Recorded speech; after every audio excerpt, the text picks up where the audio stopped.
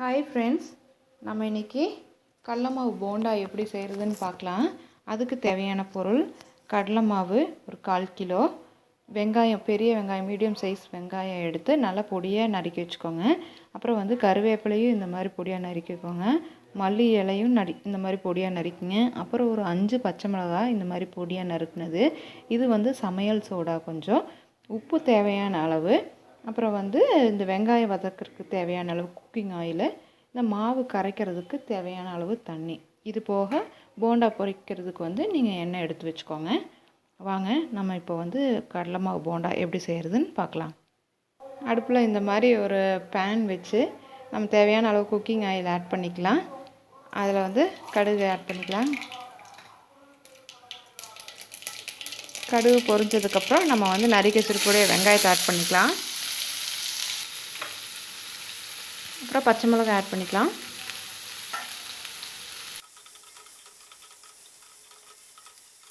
கருவேப்பிலை சேர்த்துக்கலாம்.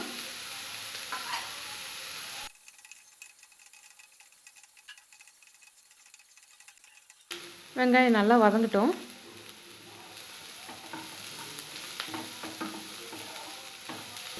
அடுத்தது நம்ம மல்லித்தலை ஆட் பண்ணிக்கலாம். வெங்காயம் நல்லா வதங்கிடுச்சு.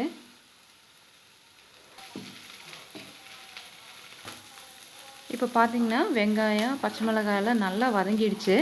இப்போ இதை அடுப்பை ஆஃப் பண்ணிவிட்டு இதை நம்ம மாவு கூட மிக்ஸ் பண்ணலாம். வாங்க எப்படி செய்கிறதுன்னு பார்க்கலாம். இப்போ நம்ம இந்த கடலை மாவு எடுத்துக்கலாம். இந்த கடலை மாவுக்குள்ளே நம்ம எடுத்து வச்சுருக்கக்கூடிய சமையல் சோடாவை ஆட் பண்ணிக்கலாம்.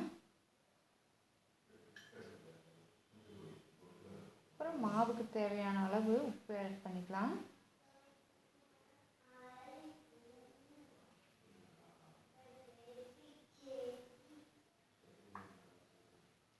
இப்போ வதக்கி வச்சுருக்கக்கூடிய வெங்காயத்தையும் ஆட் பண்ணிக்கலாம்.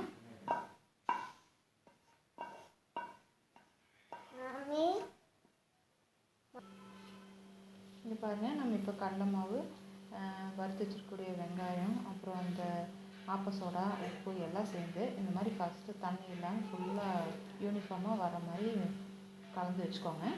அதுக்கப்புறம் நம்ம தண்ணி ஊற்றி உருண்டை பிடிக்கிற அளவுக்கு நம்ம தண்ணி ஆட் பண்ணி உருண்டை பிடிச்சி வச்சுக்கலாம்.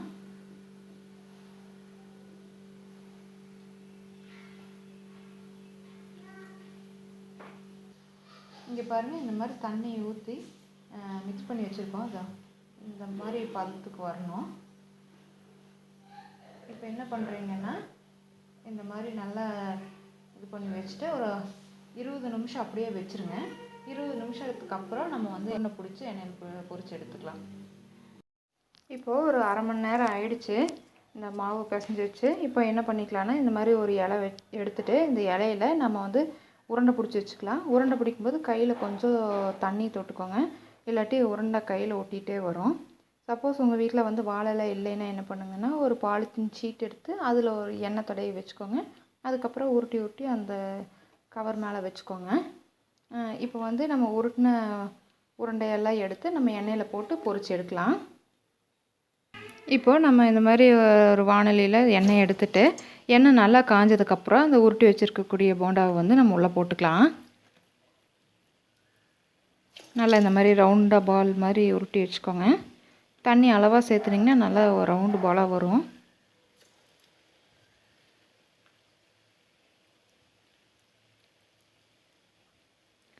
உருட்டி வச்சுட்டு அதுக்கப்புறம் கூட எடுத்து போடலாம், இல்லாட்டி அப்படியே மாவு எடுத்து உருட்டியும் போட்டிங்கனாலும் சரி, உங்களுக்கு எப்படி சௌகரியமோ அப்படி செஞ்சுக்கலாம்.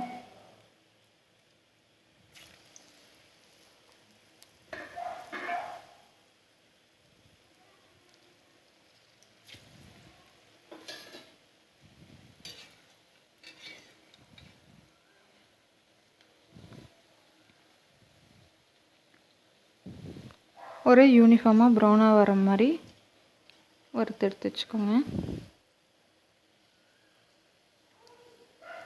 பொரிச்சு எடுத்து வச்சுக்கோங்க.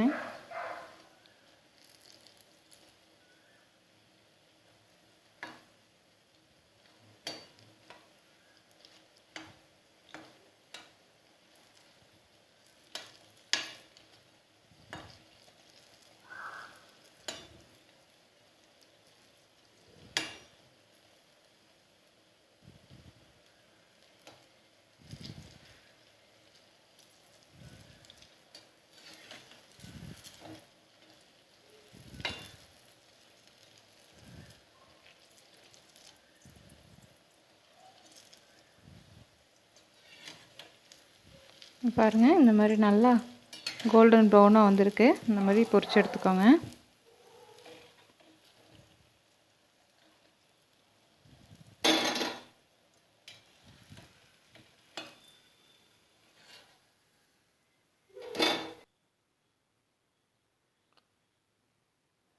பாருங்கள், இந்த மாதிரி நல்லா கோல்டன் ப்ரௌனாக எடுத்து வச்சுருக்கோம்.